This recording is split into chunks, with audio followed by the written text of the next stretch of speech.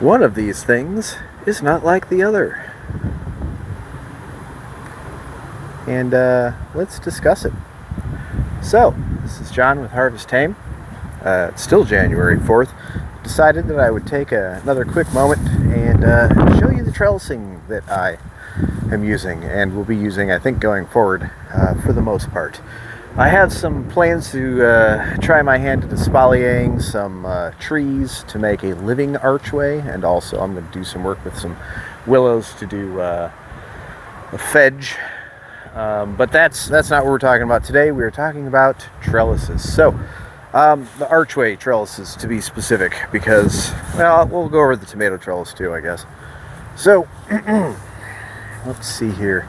This is the view. I'll back up a bit. This is the view of the garden from what is currently the front. Now, eventually, I think that we're going to have our little path over there go through a living espaliered archway, and then it'll go into more of the garden proper, and then this will just be one of the walkways. And I think I'm just going to do trellises like this over all of the archways because, for the most part, these trellises are extremely durable. These will, in all likelihood, outlast me, which is fine. So, now you're going to notice that out of the currently 5 trellises there, one of them is a little taller and is black instead of white and has green mesh on it as opposed to anything else. And, well, we'll get to that why. So, or get to why that is in just a sec. We'll walk over here and we can take a closer look at it. So, from a side view, this is what we have. Now, you're going to notice, at least the eagle-eyed of you will notice, that the arch here is actually 3 arches, zip-tied together in a not very creative fashion. So here's the joining of 2 of them. See if I can get that to focus properly. There we go. And then over there we have another join, join, join, join, join, etc. So this is an archway that I was considering for a prototype. I wanted to build one first, and this was actually the very first thing that got built for the garden. It predates all of the garden beds. I think at the time I had the little plastic planter that you can kind of see on the other side of that green mesh over there, and I had those pots that you can see through the mesh there, and then I had these 2 over here, these 2 mobile planters, which they're alright, they're not great. I kind of wish their wheels were a bit bigger, just so they were easier to move, because they're quite heavy when they're filled with dirt. But anyway, I digress. So, this archway was supposed to be my prototype, and it was my prototype. I built it, and the building of it was fine. The pieces were a bit flimsy, and I added the green to it to give it more spots for plants to grab on. And this stuff is, it's not chicken wire, I forget what it is, some sort of garden cloth or something like that. Some fence I bought at Home Depot. Bought like a 50-foot roll of it, and I was like, oh, okay, cool, 20-some bucks for a 50-foot roll. That's not terrible. This could be used great as like a trellising fence for peas. Would be decent for keeping larger animals out. Might work for squirrels, maybe not, I don't know. Would not work on chipmunks or rats or smaller rabbits. So, which we have chipmunks, rats, small rabbits, and squirrels here predominantly. So unless I'm trying to keep a cat out of a bed, this isn't great. However, it's great for allowing things to climb it, and for that purposes, I did have cucumbers. Or maybe that wasn't this bed. Maybe that was one of those other ones. I can't tell, since the plants, those are some of the first plants to die. So they're gone, and I don't remember which bed they were in. Anyway, moving on.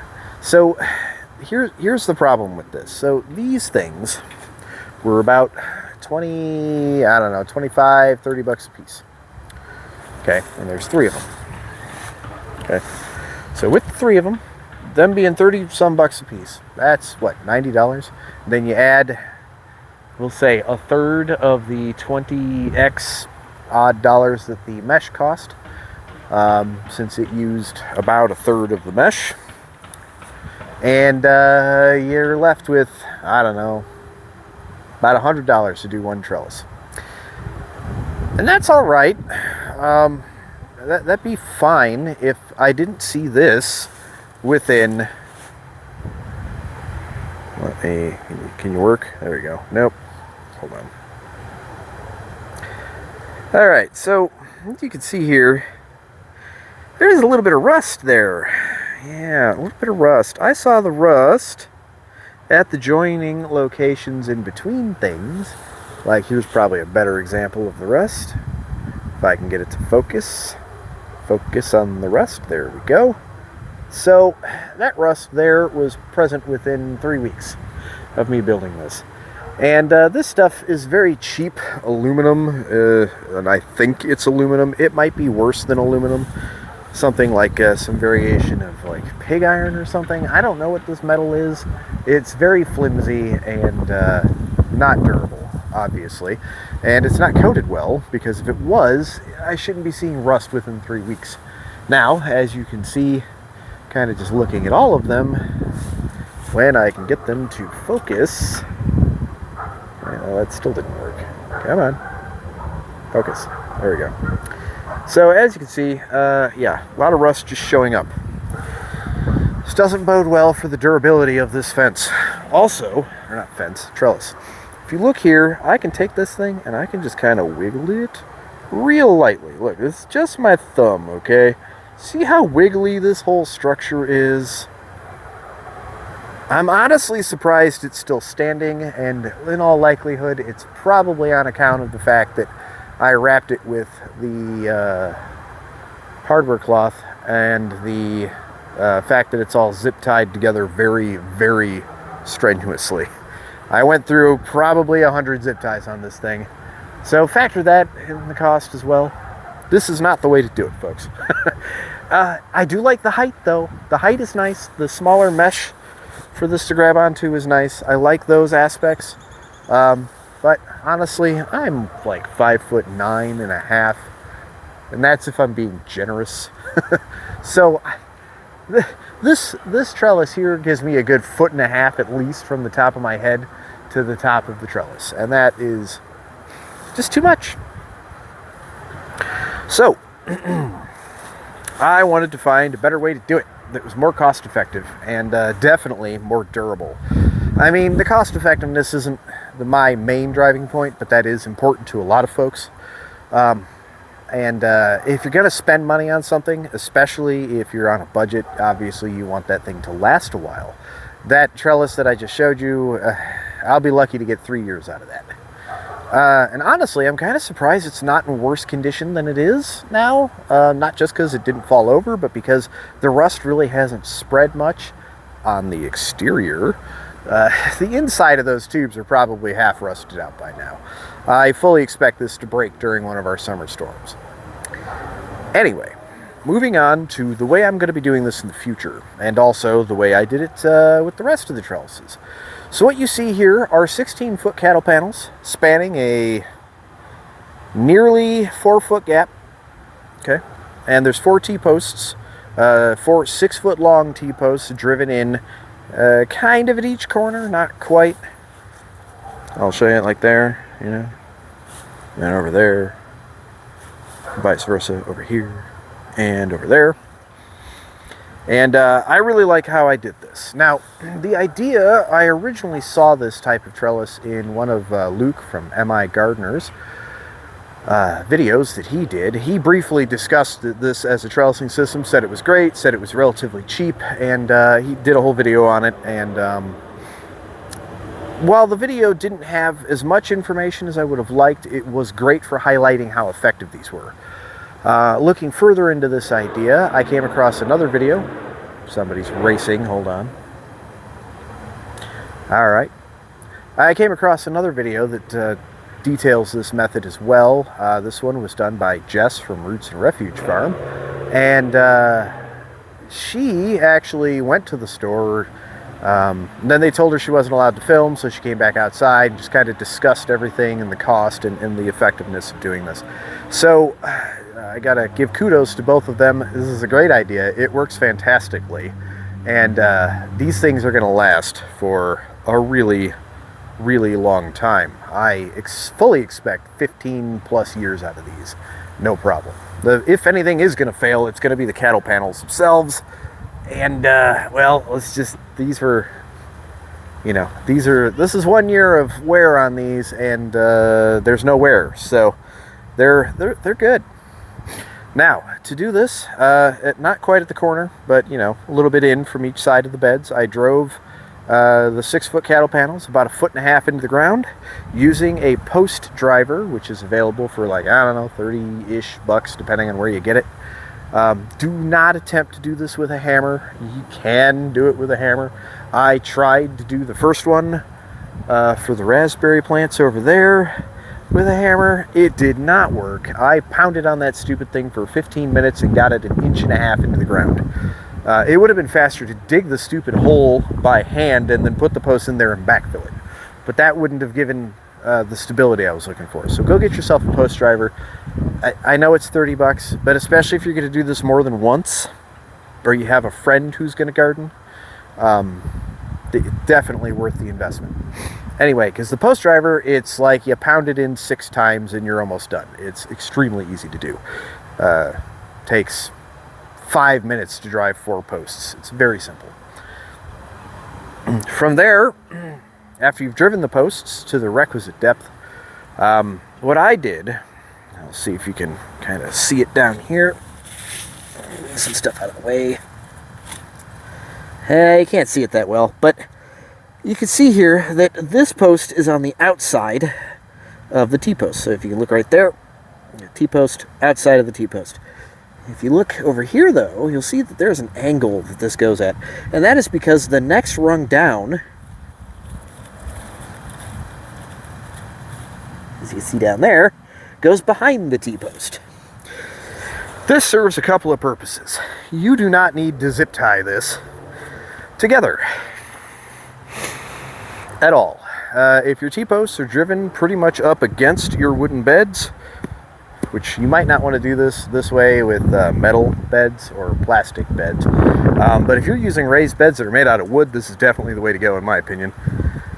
You take these, and I did this by myself, which was real fun. Trying to bend a 16-foot cattle panel by yourself it was probably funny to watch. I kind of wish I had a video of that because I don't have a very long arm span. So it's not great. Anyway, what I'm saying is get some help if you can. You take one side, you put it so that it is in between the T-post and the bed. And you do this in such a fashion that you have the next rung on the outside of the T-post. And so again, you got your bottom rung on the inside of the T-post up against the wood. The next rung up is outside the T-post on the inside of the archway, and that is against the metal. It's not against the wood. You do it this way because with the T-posts oriented in the fashion that they are, see how they have these teeth here? Like that one, and that one, and that one, and I could just keep doing that all the way down. When you take your post and you go to drive, not the post, when you take your fence and you go to drive that line down those 2 T-posts on one side, because you're gonna anchor one side and then you're gonna bend it and try to anchor the other side. That's one way to do it if you have help. If you don't have help, you're going to pick the whole thing up curled like it is as the arch, and then kind of just wedge it in between them, and then pick one side up, drop it in place, pick the other side up, drop it in place, and it works pretty well. But anyway, when you're doing one side, you're going to ratchet it down those little posts. And because of the way that they're angled, which again, you can see that right there, because of the way that these are angled, you can just kind of, with a little bit of force, just pull down on the fence, and it will just ratchet all the way down until you get to about where the wood is of the bed. And then I had to kind of, take the post, pull on it just a little bit, go like that, drive it down, that sort of thing, until I could get it all the way to the ground, which was not difficult. Then I just repeated that process on the other side. Now what I'm left with is a T-post that, or not T-post, but a archway that when I wiggle it, okay, it does wiggle a little bit, right? It wiggles a little bit. But the base doesn't move. The base does not move at all. The only reason it's wiggling is just because it's made out of a cattle panel. There's a little bit of flexibility. It's not as much as you'd think. And again, try bending one of these into this shape without help, and then you'll understand what I mean. You would think it would be easier to bend than it is. Just looking at it, because it's, I don't know, what, quarter of an inch thick? Like quarter of an inch thick of a rod. Anyway, not the easiest thing to bend this tight, so have help. That said, T-posts, I got all of this stuff for this at Tractor Supply, including the cost of the post driver. All in all, let's see, I paid maybe, I don't remember how much I paid for the cattle panels. I want to say each trellis I estimated to be about $45. So I think the cattle panels were maybe 20, or no, they were a little less than that. They were like 16 or so. And then I think the T-posts were like $6 or $8 each. Something like that. Anyway, clearly the cheaper option. I did not originally go with that. I went with my protocol idea, or not my protocol, my prototype idea, specifically because I drive a 4-door Kia Rio. I cannot move a 16-foot cattle panel on my own. I had to get help. So I can move it, once it's in the yard, but I can't get it to my yard without assistance. So my father drives an Expedition, and so he and I went to Tractor Supply, and we secured 5 of these fences and a whole pile of posts. And I already had the post driver because, again, I had bought it for the raspberry posts. So yeah, all in all, this is definitely the way to go. The whole thing was pretty simple. I'm going to be setting more of these up as I build more of these beds, or I place more beds. I'm probably going to go with metal beds in the future, so we'll discuss things that you can change with this plan there. But again, this is extremely durable, and yeah, will definitely last a while. And I've got all the supplies I need already to replace that one that's made of cheaper metals. So anyway, I hope that was informative, and if you have any questions or anything, let me know. Until we talk again.